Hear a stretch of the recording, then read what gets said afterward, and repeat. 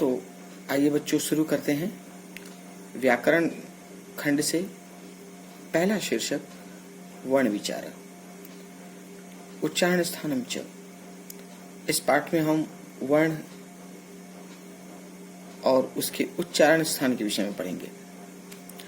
हम प्रतिदिन अनेक शब्दों का प्रयोग करते हैं। इन शब्दों का अगर विश्लेषण किया जाए तो देखते हैं कि शब्द वर्णों के संयोग से बने होते हैं। प्रत्येक शब्द जो हमारे मुख से निकलते हैं वह शब्द वास्तव में कई वर्णों का मेल से बना हुआ, उनका संयुक्त होता है, कई वर्णों का समूह होता है। जैसे सुधा, सुधा का हम विश्लेषण करें, वर्ण विच्छेद करें तो पाएंगे कि इसमें स के साथ उ सु और ध के साथ आ धा। इस प्रकार स उ ध आ मिलकर बना सुधा। तो जैसे आप सबको मालूम है कि जब शब्द बनते हैं तो स्वर वर्णों को जोड़ने का काम करता है। जिस प्रकार स के साथ उ मिलकर सु बन गया, ध के साथ आ मिलकर धा बन गया। यदि ये उ और आ नहीं होते, स्वर नहीं होते, तो उस स्थिति में व्यंजनों को एक दूसरे से जोड़ पाना बहुत मुश्किल होता। अब प्रश्न यह उठता है कि वर्ण होते क्या हैं। वर्ण वास्तव में भाषा की सबसे छोटी इकाई होते हैं जिसके और टुकड़े नहीं किए जा सकते।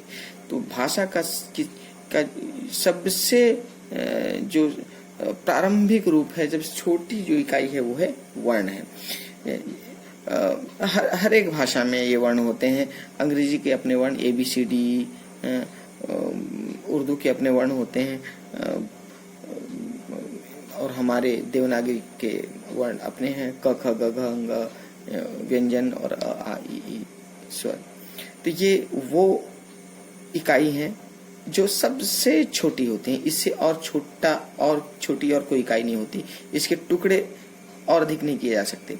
तो वाक्य को टुकड़े करके पद बनाया जा सकता है, पद का टुकड़ा करके शब्द बनाया जा सकता है, और शब्द का टुकड़ा करके वर्ण बनाया जा सकता है, लेकिन वर्ण का कोई और टुकड़ा नहीं होता। ठीक है, तो जैसे क अ ट त प आदि ये सब वर्ण है। अच्छा, अब वर्ण दो प्रकार के होते हैं, स्वर और व्यंजन। हर एक प्रत्येक भाषा में स्वर और व्यंजन अलग अलग होते हैं। जैसे अंग्रेजी में वॉवेल्स और कॉन्सोनेंट्स हैं, उसी प्रकार हिंदी में स्वर और व्यंजन। सबसे पहले स्वर पढ़ते हैं। जिनका उच्चारण बिना किसी अन्य वर्ण की सहायता से होता है उन्हें स्वर कहते हैं। स्वर उच्चारण में स्वतंत्र होते हैं। इनको उच्चारण करने के लिए किसी और वर्ण की आवश्यकता नहीं होती। जैसे अ है तो अपने आप में उसका उच्चारण स्वतंत्र है, अ है। जैसे अ आ ई उ री री ली ए ऐ ओ औ, ये स्वतंत्र भाव से प्रयोग किए जा सकते हैं। हम व्यंजन में हम देखते हैं कि जैसे क का उच्चारण करना हो तो क के लिए हमें अ की सहायता लेनी पड़ती है, की के लिए ई की सहायता लेनी पड़ती है, कु के लिए क के साथ उ की सहायता लेनी पड़ती है। लेकिन ये जो स्वर हैं, स्वर स्वतंत्र होते हैं। ये बिना किसी सहायता से निर्बाध गति से उच्चरित होते हैं। अब इन स्वरों को इन भागों में बांटा गया है। स्वर के 4 प्रकार हैं, ह्रस्व, दीर्घ, संयुक्त और प्लुत। ह्रस्व की श्रेणी में अ, ई, उ, री और ली, ये 5 स्वर आते हैं। ह्रस्व इनके उच्चारण में एक मात्रा का समय लगता है। सबसे कम मात्रा में ह्रस्व स्वर बोले जाते हैं। जैसे अ, ई, उ, री, ली, इनका उच्चारण स्थान लिमिटेड होता है। वो एक सीमा के अंदर ही इसका उच्चारण किया जाता है, और जब उच्चारण होता है तो वायु कम मात्रा में निकलती है मुख से। इसके बाद आते हैं दीर्घ। दीर्घ के अंतर्गत 4 हैं। अ का दीर्घ आ, ई का अ ह्रस्व का आ, ई ह्रस्व का ई, उ ह्रस्व का उ और री का री। तो इस प्रकार आ, ई, उ, री ये दीर्घ स्वर हैं। ये 4 प्रकार के हैं और इनके उच्चारण में 2 मात्राओं का समय लगता है। ह्रस्व में 1 मात्रा का समय और उसका जस्ट डबल समय लगता है दीर्घ के उच्चारण में। इसके बाद ए ऐ ओ औ, ये चार वर्ण, ये चार स्वर वर्ण संयुक्त वर्ण के अंतर्गत, संयुक्त स्वर के अंतर्गत आते हैं। ये भी चार है, ए ऐ ओ औ। ये इन्हें संयुक्त कहा जाता है क्योंकि ये दो स्वरों के संयुक्त होने पर बने हैं। जैसे ए है, ए अ के साथ जब ई मिला तो ए बन गया, अ के साथ ऊ मिला तो ओ बन गया। तो इस प्रकार ये वर्णों के संयुक्त होने से बने हैं, ज्वाइन होने के बाद बने हैं, इसलिए इन्हें संयुक्त स्वर कहते हैं। तो इनके उच्चारण में भी दो मात्राओं का समय लगता है। ये भी बिल्कुल जितना समय दीर्घ के उच्चारण में लगता है उतना ही समय संयुक्त वर्ण के उच्चारण में भी लगता है। इसके बाद चौथा प्रकार प्लूत। प्लूत ये इनकी संख्या 8 है और ये ह्रस्व के 3 गुने समय में इसका उच्चारण होता है। जैसे इसमें हम जिसे ओम कहें, तो ओम जब कहते हैं तो अ उ म, ये 3 वर्ण है इसमें, अ उ म, अ उ और म अर्थात जो नाक से जो निकलता है अनुस्वार। तो इसका प्रयोग वैदिक संस्कृत में होता है, लौकिक संस्कृत में इसका प्रयोग नहीं होता, इसलिए कुछ ही स्थान है जहाँ पर इसका प्रयोग प्रायोगिक उच्चारण में किया जाता है, जैसे ओम है। इसके अलावा जब मंत्रों का उच्चारण किया जाता है, वैदिक मंत्रों का, तो मंत्र के उच्चारण की जो विधि है, मंत्र के उच्चारण की का जो आरोह है अवरोह है, उसमें इसका प्रयोग होता है। इस प्रकार हमने देखा स्वर के 4 प्रकार, ह्रस्व, दीर्घ, संयुक्त और प्लूत स्वर। ये 4 ये इन स्वर वर्णों से ही बड़े से बड़े शब्दों का निर्माण होता है। बड़े से बड़े जो शब्द हैं एक दूसरे से जुड़ते हैं और संधि में इनका प्रयोग इन स्वर वर्णों का होता है। इसके बाद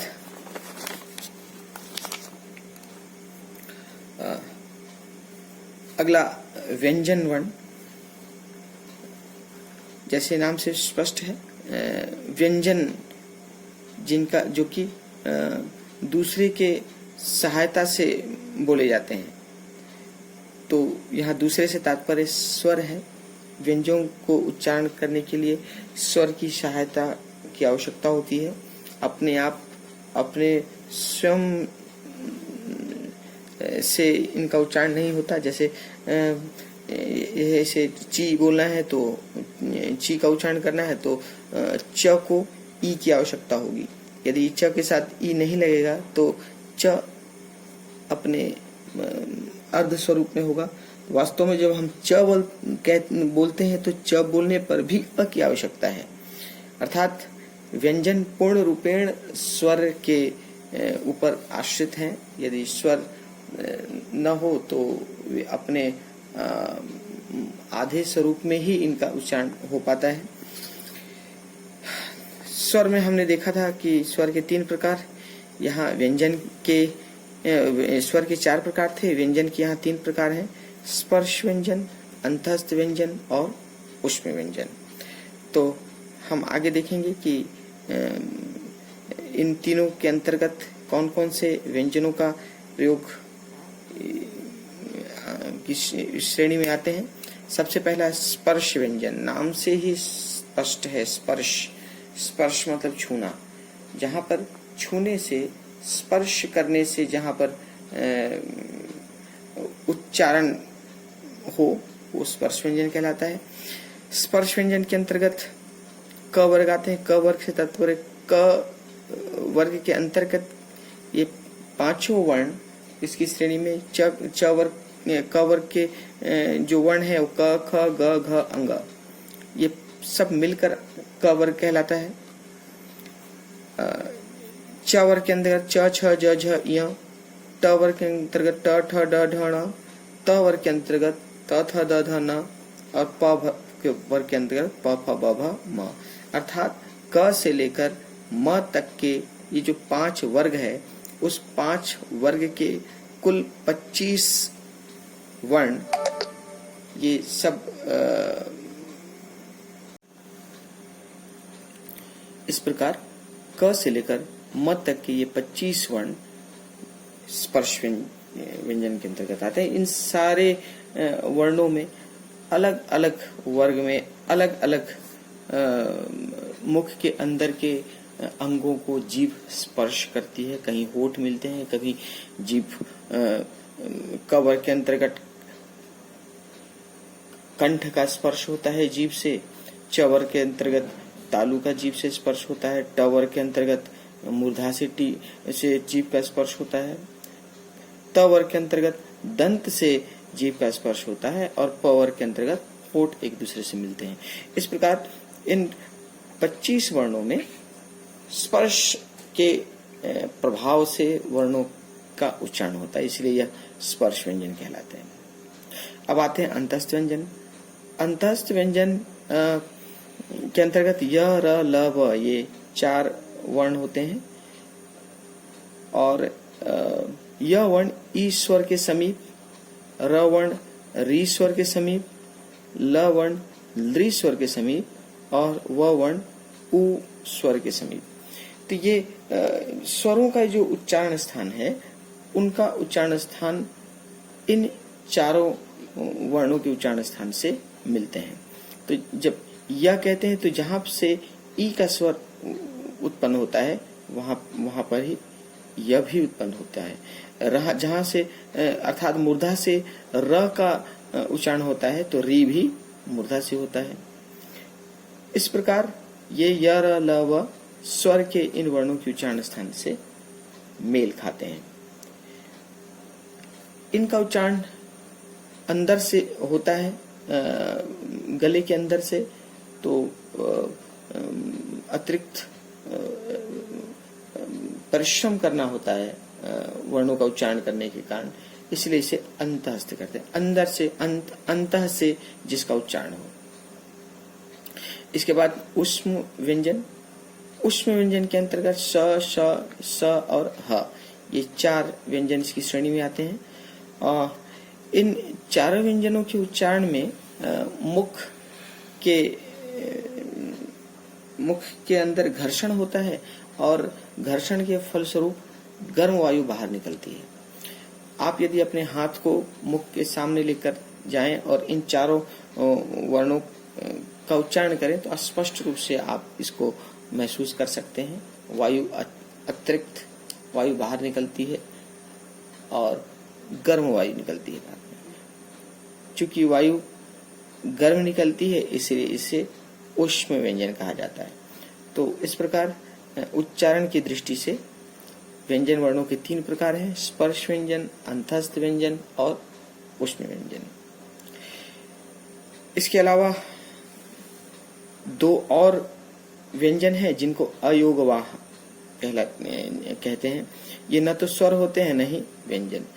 ये दोनों ही श्रेणी में इनका उच्चारण होता है। इन्हें केवल चिन्हों से प्रदर्शित किया जाता है: अनुस्वार और विसर्ग। यदि हम इसके उच्चारण को देखें तो अंग और अह। अंग जब कहते हैं तो इसका उच्चारण स्वर भी है और नासिका से भी निकलता है अन, और जब अह कहते हैं तो स्वर भी है अ और ह वर्ण भी मुख से निकलता है। इस प्रकार दोनों के प्रयोग से इनका उच्चारण होने के कारण इसे अयोगवाह कहा गया है। और दूसरा कारण यह है कि ये अपने आप में अपूर्ण होते हैं, बिना किसी योग के इनका उच्चारण नहीं होता है। चाहे अनुस्वार हो, अनुस्वार जब रेखा के ऊपर जो एक बिंदी के आकार का डॉट लगता है वो अनुस्वार कहलाता है, और वर्ण के पश्चात जो डबल डॉट उसके बाजू में लगता है उसे विसर्ग कहते हैं। तो ये दोनों अपने आप में अकेले प्रयोग नहीं किए जाते, इनका प्रयोग किसी न किसी वर्ण के साथ होता है, इसीलिए अयोगवाह कहलाते हैं, अर्थात बिना योग किए जिनका वाहन न हो सके। तो इस प्रकार ये स्वर, व्यंजन और अयोगवाह ये 3 हमने देखे। इसके पश्चात इन व्यंजन और स्वर वर्णों के उच्चारण स्थान हम इसके आगे की वीडियो में देखेंगे। धन्यवाद।